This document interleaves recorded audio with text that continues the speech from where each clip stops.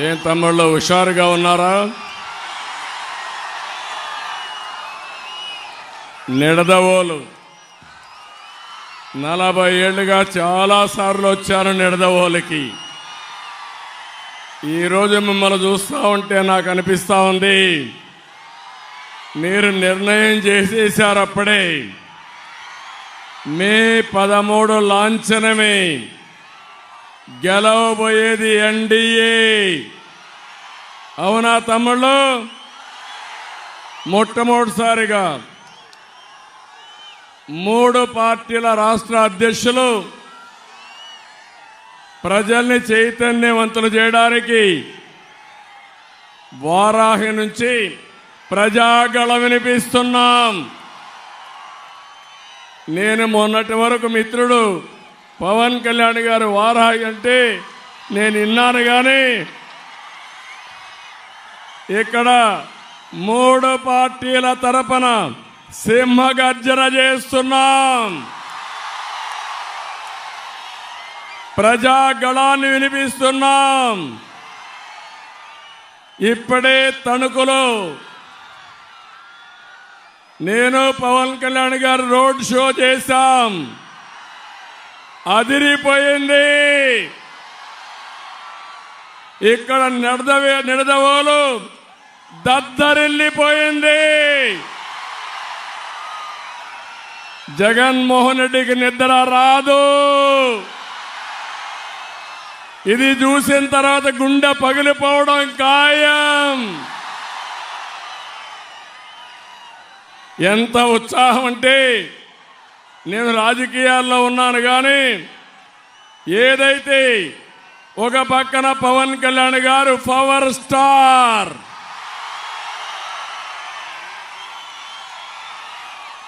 నిస్వార్థంగా మీకు సేవలు అందించడానికి వచ్చిన వ్యక్తి, అవునా కాదా అని అడుగుతున్నా. ఇంకో పక్కన నరేంద్ర మోడీ గారు భారతదేశాన్ని ప్రపంచ పటంలో అగ్రదేశంగా పెట్టే నాయకుడు.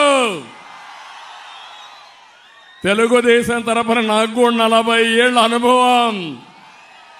తమ్ముళ్ళు, ఇవన్నీ కలిసిన తర్వాత జగన్మోహన్ రెడ్డి ఒక లెక్క అని మీకు తెలియజేస్తున్నా.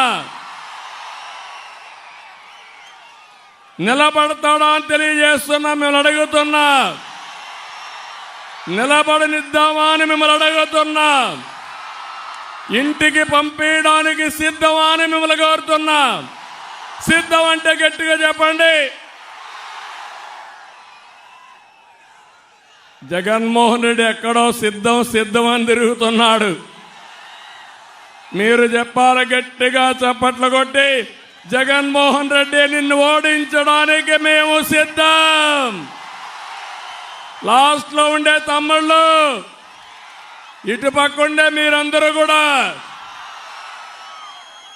తమ్ముళ్ళు, ఇప్పుడే ఒకటే చెప్తున్నా జగన్మోహన్ రెడ్డికి, ఈ సభ చూసి చెప్తున్నా, మమ్మల్ని అడ్డుకోవాలంటే సైకిల్ స్పీడ్ వేస్తాం, తొక్కుకుంటూ వెళ్ళిపోతాం. పగలగొట్టాలని చూస్తే గాజు గ్లాసు మరంత పదనెక్కుతుంది. నీ గుండెల్లో గుచ్చుకుంటుంది. ఖబర్దార్, జాగ్రత్తగా ఉండు. బురద వెయ్యాలని చూస్తే కమలం వికసిస్తుంది తప్ప నీ బురద అంటదు. ఈ 3 కలిసిన తర్వాత తమ్ముళ్ళు ఇంకా అన్స్టాపబుల్. ఒక్క విషయం మీరు గుర్తుపెట్టుకోవాలి. పవన్ కళ్యాణ్ గారు కొన్ని విషయాలు చెప్పారు. ఈ 3 పార్టీలు కలవడం మా కోసరం కాదు, మనందరి కోసం, ఈ రాష్ట్రం కోసం, ఈ పిల్లల భవిష్యత్తు కోసరం కలిశాం. అంతేకాకుండా 2014లో మేము కలిశాం. బీజేపీ తెలుగుదేశం కలిసి పోరాడాం. పవన్ కళ్యాణ్ గారు ఒకే మాట చెప్పాడు, నేను ఎన్డీఏకి మద్దతు ఇస్తానని బేషరతుగా మద్దతు ఇచ్చిన వ్యక్తి పవన్ కళ్యాణ్ గారు. ఆ రోజే మీరు చూస్తే వెస్ట్ గోదావరి జిల్లాలో 15కు 15 గెలిచాం. 3 పార్లమెంట్లో మనమే గెలిచాం. ఇప్పుడు మీ జోరు చూస్తా ఉంటే ఇది ఆగే పరిస్థితిలో లేదు. మా కాంబినేషన్ సూపర్ హిట్. అయితే ఇక్కడ ఒక విషయం గుర్తుపెట్టుకోవాలి, ఈరోజు ఏదో మేము అధికారం కోసమో ఇంకొక దానికోసం మేము కలవలేదు. ఈరోజు ఒక విషయం మీరు చూస్తే పవన్ కళ్యాణ్ గారు కోట్ల రూపాయల ఆదాయాన్ని వదులుకొని విలాసవంతమైన సినిమా రంగాన్ని వదులుకొని మీకోసం వచ్చారు. ఆ విషయం మీరు గుర్తుపెట్టుకోవాల్సిన అవసరం ఉంది. చాలా మంది సినిమాలో హీరోలుగా ఉంటారు కానీ ప్రజల్లో నిజమైన హీరో పవన్ కళ్యాణ్. అనేక సందర్భాల్లో పవన్ కళ్యాణ్ గారి పైన వ్యక్తిగత దాడి చేశారు, మానసికంగా వేధించారు, ఎక్కడికక్కడ అడ్డుపడ్డారు. కానీ వారిని చూసినప్పుడు నాకు అనిపించింది, మడమ తిప్పని నాయకుడు పవన్ కళ్యాణ్ గారు. చీకటి పాలన అంతం చేయాలని ఎన్ని అవరోధాలు సృష్టిస్తే మేమంటే రాటుపోట్లకు బాగా అలవాటు పడ్డాం. కానీ పవన్ కళ్యాణ్కి అలవాటు లేకపోయినా నిలబడమే కాకుండా నిలదొక్కున్న నిజమైన నాయకుడు పవన్ కళ్యాణ్ గారు అని చెప్పి నేను మీకు తెలియజేస్తున్నా. ఈరోజు ఒక్క విషయం మీరందరూ గుర్తుపెట్టుకోవాలి, కొంతమంది మా ముగ్గురిని విమర్శిస్తున్నారు, నన్ను విమర్శిస్తున్నారు, పవన్ కళ్యాణ్ గారిని విమర్శిస్తున్నారు, బీజేపీ నాయకుల నుండి పురంధేశ్వర గారిని, నరేంద్ర మోడీ గారిని కూడా బీజేపీని విమర్శిస్తున్నారు. ఒక్క విషయం మీరు చూడండి, ఈరోజు మేము సీట్లు అడ్జస్ట్ చేసుకున్నప్పుడు నా జీవితంలో ఎప్పుడు కూడా ఇటువంటి రాలేదు. ఈ నిడదవోలో తెలుగుదేశం పార్టీ సింబల్ లేదు ప్రస్తుతం ఈ ఎలక్షన్లో. ఒక పక్కన బీజేపీ అభ్యర్థి పురంధేశ్వర గారు ఇక్కడ ఎంపీగా నిలబడుతున్నారు, ఇంకో పక్క దుర్గేశం గారు ఎమ్మెల్యేగా నిలబడుతున్నారు. మొట్టమొదటిసారిగా తెలుగుదేశం పార్టీ 2 పార్టీలను సపోర్ట్ చేసే పరిస్థితికి వచ్చాం. ఈ పరిస్థితి నాకే కాదు, మిత్రుడు పవన్ కళ్యాణ్ గారికి కూడా వచ్చింది. ఇంకో పక్క బీజేపీ కూడా జాతీయ పార్టీగా ఉన్నా పోయినసారి కంటే తక్కువ సీట్లతో వాళ్ళు పోటీ చేసే పరిస్థితి వచ్చారు. మేము త్యాగాలు చేశాం, రాష్ట్రం కోసం మేమందరం కలిసి మీ ముందుకు వచ్చాం. మావి 3 జెండాలు, జెండాలు 3 అయినా అజెండా ఒకటే, అభివృద్ధి, సంక్షేమం, ప్రజాస్వామ్య పరిరక్షణే ధ్యేయంగా 3 జెండాలు కూడా మీ దగ్గరకు వచ్చాం.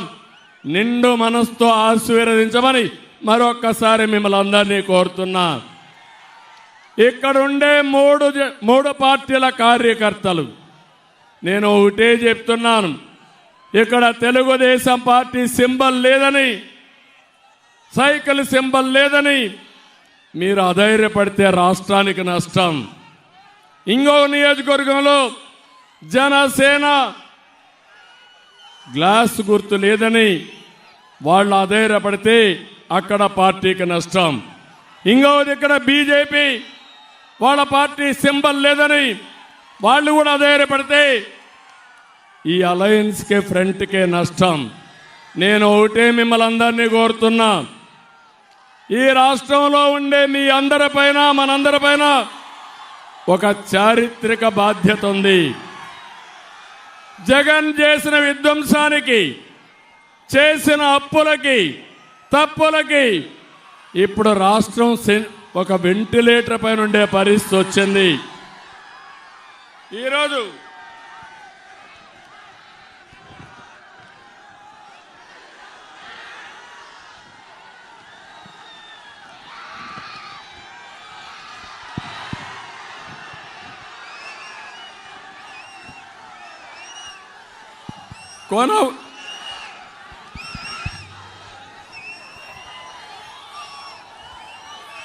కొన ఊపిరిపై ఉన్న రాష్ట్రానికి ఎన్డీఏ ఒక ఆక్సిజన్ అయి బతికిస్తుంది. శక్తినిచ్చి కోలుకునే శక్తిని మనందరికి ఇచ్చే అవకాశం ఉంది. నేను ఒకటి హామీ ఇస్తున్నా, రాజధాని కట్టుకోవాలి, పోలవరంతో సహా అన్ని ప్రాజెక్టులు పూర్తి చేయాలి, ఇండస్ట్రియల్ కారిడార్లన్నీ అభివృద్ధి చేసుకోవాలి. ఇవన్నీ జరగాలంటే కేంద్ర ప్రభుత్వ సహకారం అవసరం. నరేంద్ర మోడీ గారి యొక్క సహకారం, ఆశీస్సులు ఈ రాష్ట్రానికి అవసరం. అప్పుడే ఇవి సాధ్యమవుతాయని చెప్పి నేను మీకు తెలియజేస్తున్నా. అందుకే గాడి తప్పిన పరిపాలనని ఘాట్లో పెట్టే శక్తి, యుక్తి ఈ ఎన్డీఏకుందని మరొకసారి మీ అందరికీ విజ్ఞప్తి చేస్తున్నా. అంతేకాకుండా ఈరోజు మీరు ఒక్కసారి చూస్తే నరేంద్ర మోడీ గారి నాయకత్వంలో 2047కి అంటే 100 సంవత్సరాల స్వాతంత్ర దిన సందర్భంగా భారతదేశం సూపర్ పవర్ గా తయారవుతుంది. అంటే నెంబర్ 1 గాని నెంబర్ 2 ఆర్థిక వ్యవస్థగా తయారవుతుంది. మా కోరిక ఒకటి, అందులో ఆంధ్రప్రదేశ్ వెనకబడిపోకుండా మనం కూడా ముందుకు పోవాల్సిన అవసరం ఉంది. ఈరోజు ఈ రాష్ట్రాన్ని కాపాడడానికి మీరందరూ కూడా ఆలోచించాల్సింది. నేను ఒకే ఒక విషయం మిమ్మల్ని కోరుతున్నా, జగన్మోహన్ రెడ్డి గొడ్డల వేటుకు బలిగానోళ్ళు ఎవరన్నా ఉన్నారా తమ్ముళ్ళు అని మిమ్మల్ని అడుగుతున్నా. రైతులు మిమ్మల్ని అడుగుతున్నా ఒక మాట, ఏ రైతైనా బాగున్నాడా అని మిమ్మల్ని అడుగుతున్నా. గిట్టుబాటు ధర వస్తా ఉందా అని మిమ్మల్ని అడుగుతున్నా. కాలువల్లో పూడికి తీశారా అని మిమ్మల్ని అడుగుతున్నా. వరదలు వస్తే సహాయం చేశారా అని మిమ్మల్ని అడుగుతున్నా. దేశంలోనే ఎక్కువ అప్పులు చేసిన రైతాంగం మన రాష్ట్రంలో ఉండడం, ఆత్మహత్యలు చేసుకోవడం చాలా దౌర్భాగ్యం. మా తమ్ముళ్ళు యువత ఉన్నారు ఇక్కడ. ఏం తమ్ముళ్ళు, ఉద్యోగాలు వచ్చాయా మీకు? వస్తాయని నమ్మకం ఉందా మీకు? డిఎస్సి పెట్టాడా మీకు? జాబ్ క్యాలెండర్ ఇచ్చాడా మీకు? పెట్టుబడులు వచ్చాయా ఈ రాష్ట్రానికి? మళ్ళీ జాబు రావాలంటే మేము రావాలి. జాబు రావాలంటే కూటమి గెలవాలి, ఎన్డీఏ రావాలి. అవునా కాదా? అందుకే మేము ఒక నిర్ణయం తీసుకున్నాం. ఎన్డీఏ వస్తానే మొదటి సంతకం మెగా డిఎస్సి పైన పెడతామని చాలా స్పష్టంగా హామీ ఇచ్చాం. ఇదే కాదు, ఏమమ్మా ఆడబిడ్డలు మీరేమన్నా బాగున్నారా? ఎవరికైనా న్యాయం జరిగిందా మీకు? ధరలు పెరిగాయా లేదా? నిత్యావసర వస్తువులు ఆకాశాన్ని అంటుతున్నాయా లేదా? వంట గ్యాస్ పెరిగిందా లేదా? పెట్రోల్ డీజిల్ పెరిగిందా లేదా? కరెంటు ఛార్జీలు పెరిగాయా లేదా? 7 సంవత్సరాలు 5 సంవత్సరాలు కరెంటు ఛార్జీలు పెంచలేదు. బాధుడే బాధుడు. అందరూ ఇబ్బందుల్లో పడ్డాం. నేను అడుగుతున్నా, బీసీలకు ఏమన్నా పనులైనాయా అని అడుగుతున్నా. ఎస్సీలకు ఏమన్నా పనులైనాయా? ఎంత అహంకారం ఈ ముఖ్యమంత్రి కంటే, ఒక ఎమ్మెల్సీ డ్రైవర్ని చంపి డోర్ డెలివరీ పంపిస్తాడు. ఎస్సీలు ఆలోచించుకోవాలి. రేపు మళ్ళా ఈ గవర్నమెంట్కి సపోర్ట్ చేస్తే అందరినీ చంపి డోర్ డెలివరీ పంపించే దుర్మార్గుడు, విధ్వంసకారుడు ఈ జగన్మోహన్ రెడ్డి. ఈరోజు జగన్మోహన్ రెడ్డి ఒక మాట చెప్తున్నాడు, అందరినీ ఇబ్బంది పెట్టాడు. 2019 ముందు పాదయాత్ర వచ్చాడా లేదా? ఆ రోజు నేను అనుకోనుంటే ఒక్క అడుగు ముందేసేవాడు ఆ జగన్మోహన్ రెడ్డి అని అడుగుతున్నా. ఈరోజు పవన్ కళ్యాణ్ గారు విశాఖపట్నం పోతే తిరగనీయకుండా చేస్తారు. ఆయన హైదరాబాద్ నుంచి వస్తే రానీయకుండా చేస్తారు. మా జీవితంలో ఎప్పుడో చూడనన్ని కేసులు పెట్టే పరిస్థితికి వచ్చారు. ఏం తమ్ముళ్ళు, బాంబులకే భయపడకపోతే కేసులకు భయపడతావా అని అడుగుతున్నా మిమ్మల్ని. ఈరోజు జగన్మోహన్ రెడ్డి అంటున్నాడు, నేను సింగిల్గా వస్తున్నానని, నాకు ఎవరూ లేరని. నువ్వు సింగిల్గా రావడం లేదు, శవాలతో వస్తున్నావు, మర్చిపోవద్దు. 2014లో తండ్రి లేని బిడ్డ అని వచ్చావు. 2019లో మా బాబాయిని చంపేశారని అప్పుడు వచ్చావు. నువ్వే చంపేసి బాబాయిని చంపేశారని వచ్చావు. నిన్న వాలంటీర్లు పెన్షన్ కోసం వస్తే పెన్షన్ ఇవ్వకుండా డోర్ డెలివరీ ఎలక్షన్ కమిషన్ పై నేపవేసి మొత్తం కొంతమంది ముసలివాళ్ళు చనిపోతే శవ రాజకీయాలు చేసిన ముఖ్యమంత్రి ఈ జగన్మోహన్ రెడ్డి. జగన్మోహన్ రెడ్డి చూసి అందరూ భయపడిపోయారు. ఎమ్మెల్యేలు పారిపోతున్నారు, టికెట్లు ఇస్తామన్న ఎంపీలు పారిపోతున్నారు. కడాన ఎమ్మెల్సీ కాలం 4 ఏళ్లున్నా నీ పదవి మాకొద్దు, నీతో మేము ఉండం, నువ్వు రాష్ట్రానికి ద్రోహం చేస్తున్నావు, అలాంటి వ్యక్తితో ఉండవని పదవి వదిలిపెట్టి మన దగ్గరికి వచ్చారంటే, ఈరోజు ఇక్బల్ అనే ఒక ఎమ్మెల్సీ పదవికి రాజీనామా చేసి తెలుగుదేశానికి వచ్చాడు. 4 సంవత్సరాల పదవీ కాలం ఉంటే రామచంద్రయ్య రాజీనామా చేసి వచ్చాడు. వంశీ అనే వ్యక్తి ఎమ్మెల్సీ పదవికి రాజీనామా చేసి జనసేనలో చేరారంటే అది ఈరోజు ఉండే పరిస్థితి. ఇప్పుడే పవన్ కళ్యాణ్ గారు చెప్పారు, ఈ రాష్ట్రంలో ఎవరికైనా న్యాయం జరిగిందంటే, బాగుపడ్డాడంటే ఒక్క జగన్మోహన్ రెడ్డి తప్ప వేరే వాళ్ళు ఎవరూ లేరని చెప్పి నేను మీకు తెలియజేస్తున్నా. ఇంకో పక్క నలుగురే పరిపాలిస్తున్నారు ఈ రాష్ట్రంలో. వాళ్ళందరినీ మీరు చూస్తే రాష్ట్రాన్ని 4 అప్పచెప్పాడు.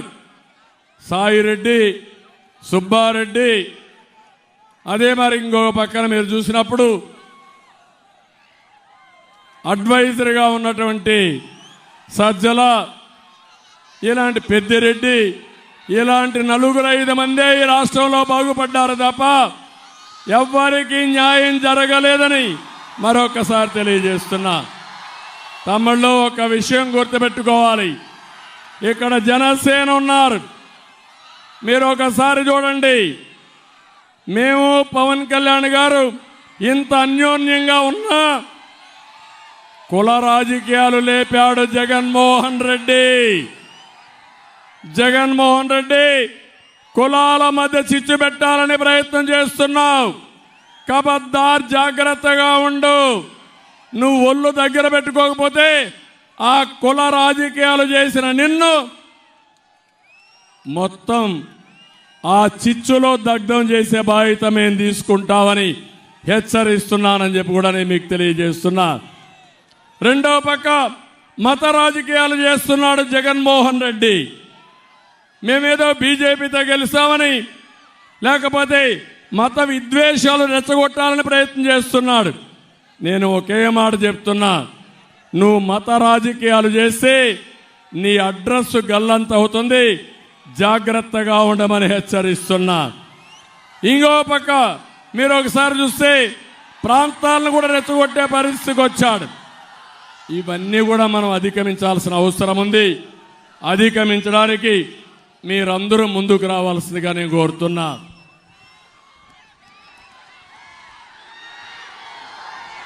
ఈరోజు మా కూటమి తరపున మీ అందరికీ ఒకటే హామీ ఇస్తున్నా. ఒక దుర్మార్గమైన పాలన పోవాలి, మళ్ళీ ఎన్డీఏ ప్రభుత్వం రావాలి. ఎన్డీఏ ప్రభుత్వం వచ్చినప్పుడు కావాలని తప్పుడు ప్రచారం చేస్తున్నాడు. మనం వస్తే సంక్షేమ కార్యక్రమాలు తీసేస్తామని. నేను ఒకటే మీ అందరికీ హామీ ఇస్తున్నా.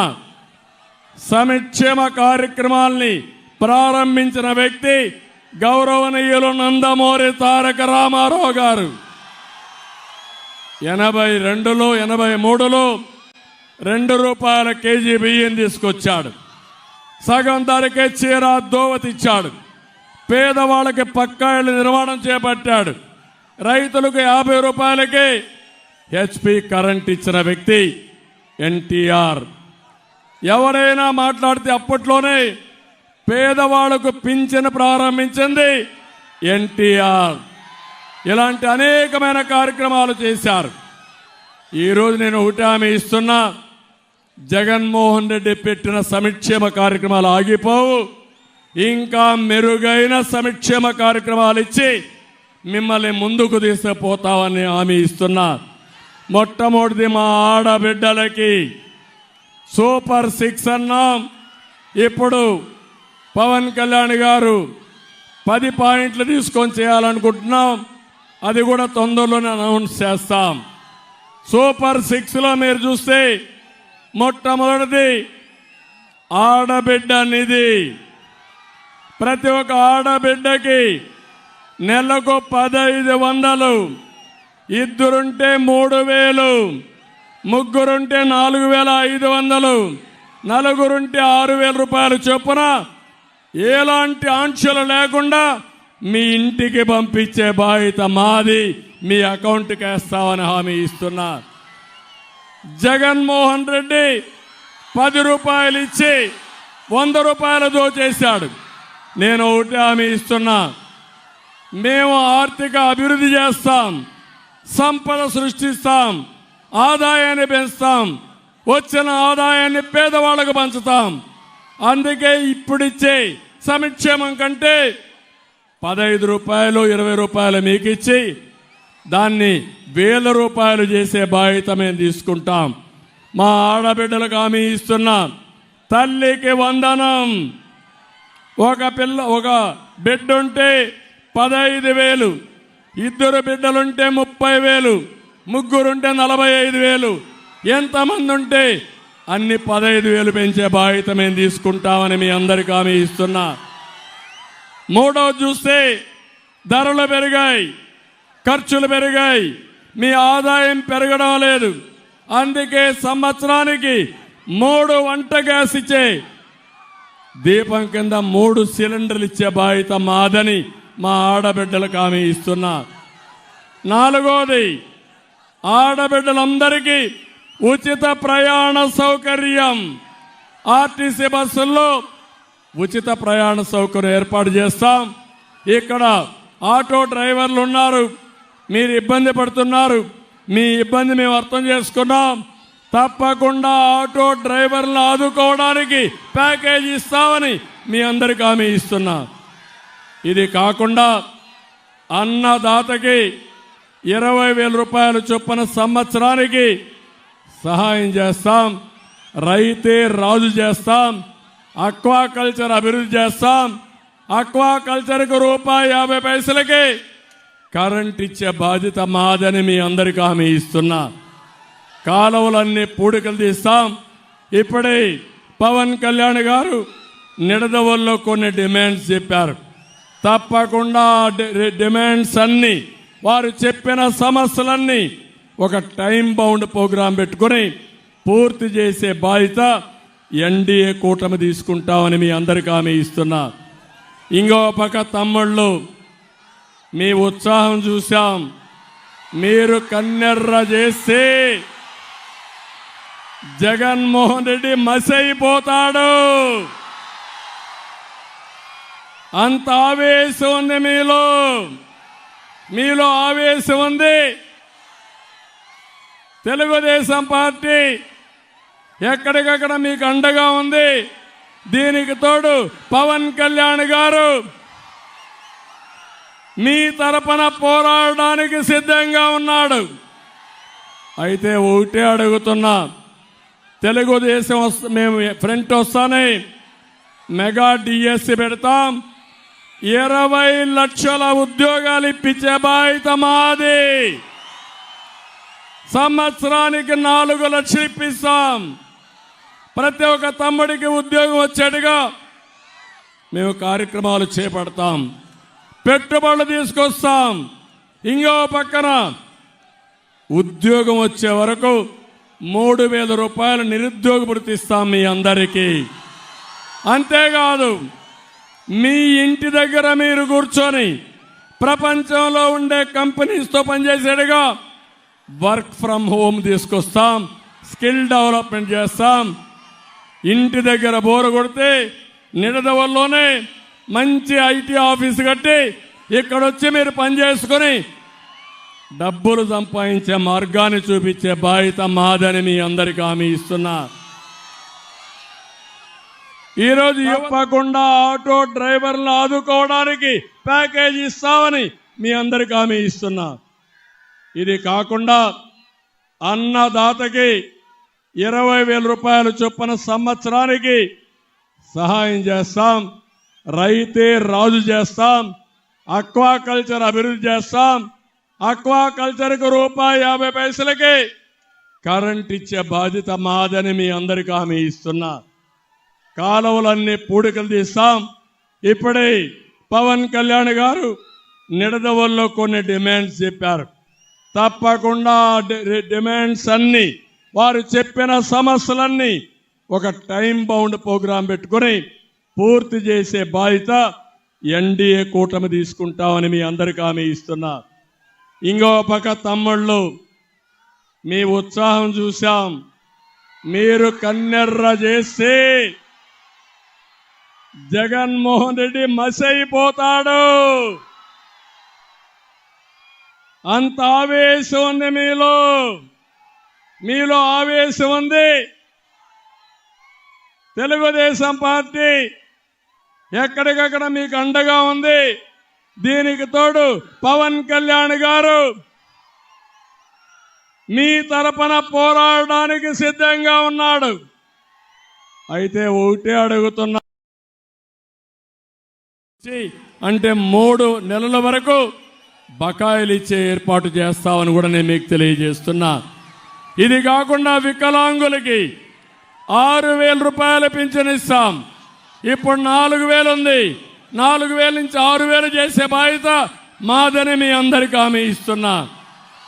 కడాన వాలంటీర్లు, నిన్నటి వరకు మా పవన్ కళ్యాణ్ గారు మేమందరం కూడా గట్టిగా ఆలోచించాం. ఎందుకంటే జగన్మోహన్ రెడ్డి ఆలోచించాడు వాలంటీర్స్ని పెట్టి రాజకీయం చేయాలని. మేమందరం ఒకటే చెప్పాం, వాలంటీర్లు మీరు రాజకీయం చేయొద్దండి, ప్రజలకు సేవ చేయండి, మీకు మేము అండగా ఉంటాం, మీరు రాజకీయం చేస్తే వదిలిపెట్టమని చెప్పాం. అందుకే వాళ్ళకు కూడా ఒక ప్యాకేజ్ ఇచ్చాం. నిన్న వాలంటీర్స్ 5,000 రూపాయల జీతం 10,000 రూపాయలు చేశామని ఈ సభ సందర్భంగా మీకు తెలియజేస్తున్నాం. అంటే 5,000 కావాలన్నా 10,000 కావాలన్న ఒక విషయం అయితే, రెండవది ఎంఏ చేశారు, అదే మరి ఇంజనీరింగ్ చేశారు. చాలామంది సమర్థులు కూడా చదువుకొని ఊర్లో ఉద్యోగం ఉందని ఈ 5,000కే ఫిక్స్ అయ్యే పరిస్థితి వచ్చారు. వాళ్ళకు ఒకే హామీ ఇచ్చాను, మీ కెపాసిటీ బట్టి స్కిల్ డెవలప్మెంట్ చేసి మీ ఆదాయాన్ని పెంచుతాం. 10,000కే పరిమితం కాదు, లక్షల రూపాయలు సంపాదించే మార్గాన్ని మేము చూపిస్తామని వాలంటీర్లందరికీ విజ్ఞప్తి చేస్తున్నా. వాలంటీర్కు ఒకటే కోరుతున్నా, నిన్నటి నుంచి వైసీపీ సైన్యం వాలంటీర్లు అనుకున్నారు. ఇప్పుడు వాలంటీర్లు పూర్తిగా ఎన్డీఏకి సపోర్ట్ చేసే పరిస్థితికి వచ్చారు, లేకపోతే తటస్థంగా ఉండే పరిస్థితికి వచ్చారు. ఇక్కడుండే కార్యకర్తలందరినీ ఒకటే కోరుతున్నా, ఏ వాలంటీర్ కూడా వైఎస్ఆర్ కాంగ్రెస్ పార్టీకి చేయడానికి వీలు లేదు. ప్రజాసేవ చేయమనండి, మనం అండగా ఉంటాం. రాష్ట్రం కోసం పనిచేయమనండి, మనం సహకరిస్తాం. రాజకీయం చేస్తే, వైసీపీకి పనిచేస్తే మాత్రం ఎవరిని వదిలిపెట్టాం. అది మంచిది కాదు. ఇప్పుడు జగన్మోహన్ రెడ్డి ఎంత దుర్మార్గుడు అంటే, వాలంటీర్స్ పైన రాజకీయం చేస్తూ నేనేదో వాలంటీర్ వ్యవస్థ పెట్టాను, చంద్రబాబు నాయుడు దాన్ని ఆమోదించాడు అంటే నా పరిపాలన బాగుందన్నాడు. జగన్మోహన్ రెడ్డి, నీ మారిగా విధ్వంసం నేను చెయ్యను. నువ్వు విధ్వంసం ప్రారంభించింది ప్రజావేదిక కూల్చి విధ్వంసంతో పరిపాలన చేసిన వ్యక్తివి నువ్వు. నేను ఆ పని చెయ్యను. నువ్వెక్కడన్నా ఉపయోగపడే పని చేస్తే అది కూడా రాష్ట్రానికి ఉపయోగించుకుంటాను తప్ప తప్పుడు పనులు చేయమని చెప్పి కూడా నేను మీకు తెలియజేస్తున్నా. ఎప్పుడు కూడా వాలంటీర్ వ్యవస్థను మేము వ్యతిరేకించలేదు. వాలంటీర్ల ద్వారా రాజకీయాన్ని మేము వ్యతిరేకించాం. ఒక పార్టీ సేవ చేయడానికి వ్యతిరేకించాం. అందుకే ఈరోజు మిమ్మల్ని అందరినీ కోరుతున్నా, వచ్చే ఎన్నికలు చాలా ముఖ్యం. ఈ ఎన్నికల్లో నేను ఒకటే మిమ్మల్ని కోరేది, మేము 3 పార్టీలు కలిశామంటే ప్రజల కోసమే కలిశాం. ఈ రాష్ట్రంలో ప్రజలు గెలవాలి, రాష్ట్రం నిలబడాలి. ఆ ధ్యేయంతో మేము కలిశాం. ఈరోజు నిడదవోలు చూశాం. మొదటి రోజు మా ఇద్దరి యొక్క రోడ్ షో, ఒక రోడ్ షోకే అదిరిపోయింది. రేపు రాబోయే రోజుల్లో 3 పార్టీలు కలిసి మేము మీటింగ్లు పెట్టడం మొదలు పెడితే రోజు రోజుకి స్పీడ్ పెరుగుతుంది. ఆ దెబ్బకి వైఎస్ఆర్ కాంగ్రెస్ పార్టీ కొట్టుకొని పోవడం ఖాయమని చెప్పి మరొకసారి తెలియజేసుకుంటూ, ఇక్కడ ఒక్క విషయం కూడా చెప్పాలి. శేషారావు గారు తెలుగుదేశం పార్టీకి చాలా బాగా పనిచేసిన నాయకుడు. పార్టీ వ్యవహారాలన్నీ భుజస్కంధాలపైన వేసుకుని ఎప్పటికప్పుడు సమర్థవంతంగా పనిచేయడమే కాకుండా సిన్సియర్గా పనిచేసిన నాయకుడు.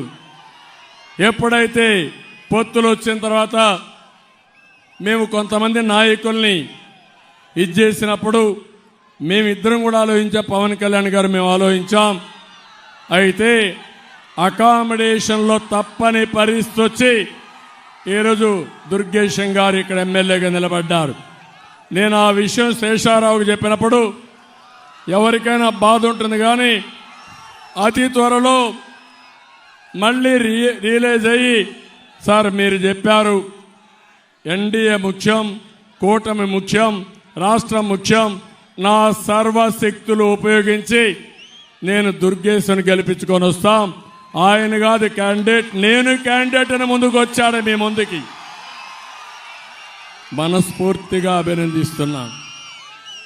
ఈ స్ఫూర్తి అన్ని దిక్కల్లో అన్ని పార్టీల్లో రావాలి. అదే మాదిరిగా ఈరోజు ఒక పక్క దుర్గేశం గారిని, ఒక పక్క పురంధేశ్వరి గారిని, ఇక్కడ బీజేపీ అభ్యర్థిని నేను ఒకటే మిమ్మల్ని అందరినీ కోరుతున్నా, వారికి ఒక కమిట్మెంట్ ఉంది, ప్రజలకు సేవలు అందించాలనే ఆలోచన ఉండే కుటుంబం నుంచి వచ్చిన వ్యక్తి. అందుకే నేను మిమ్మల్ని అందరినీ ఒకే విషయం విజ్ఞప్తి చేస్తున్నా, ముగ్గురు కలిసిన తర్వాత రాజమండ్రి పార్లమెంట్ వన్ సైడ్ ఎన్నికలు జరగాల్సిన అవసరం ఉంది.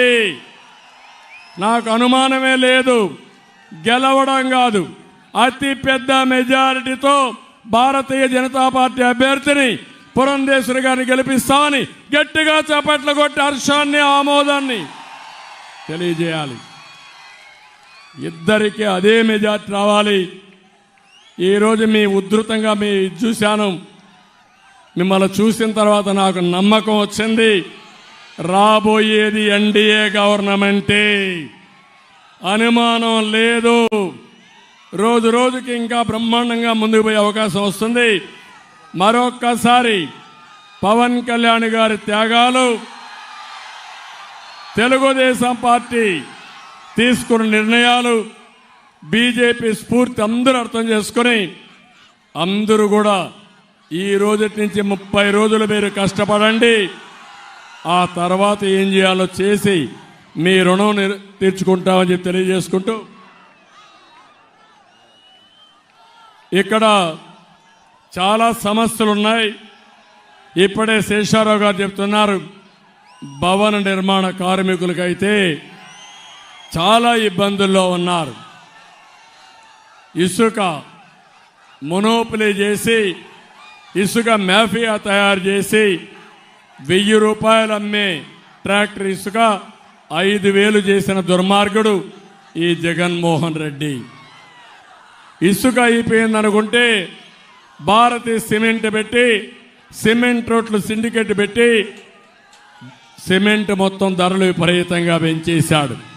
ఇంకో పక్క స్టీల్ రేట్లు పెరిగాయి.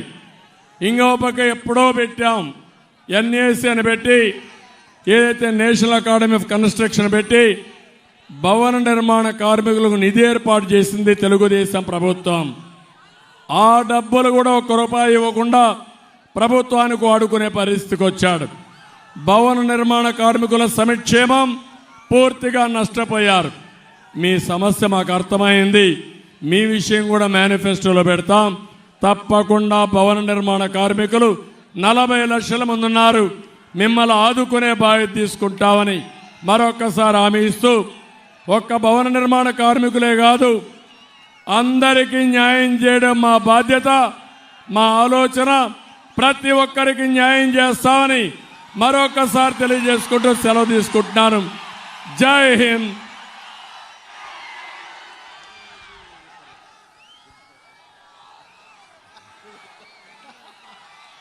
హలో ఏపీ, హలో ఏపీ, గట్టిగా చెప్పాలి మీరు. Hello AP. ఇది పవన్ కళ్యాణ్ గారి యొక్క ఒక మాటలో చెప్పాలంటే ఎక్కడ పోయినా నిద్రావస్థలో ఉండే సమాజాన్ని నిద్ర లేపడానికి, నిద్ర లేస్తేనే హలో ఏపీ అనే మాట ప్రతి ఒక్కరూ మాట్లాడాల్సిన అవసరం ఉంది. 30 రోజులు గుడ్ మార్నింగ్ కాదు, hello AP, hello AP, hello AP, hello AP. శభాష్, గుడ్. నమస్కారం, ధన్యవాదాలు. ఇప్పుడు 3 పార్టీలు కూడా Janasena, Janasena, Janasena, Bharatiya Janata party, Bharatiya Janata party, Bharatiya Janata party, Telugu Desam, Telugu Desam, Telugu Desam. NTR Amar high. NTR, NTR, NTR.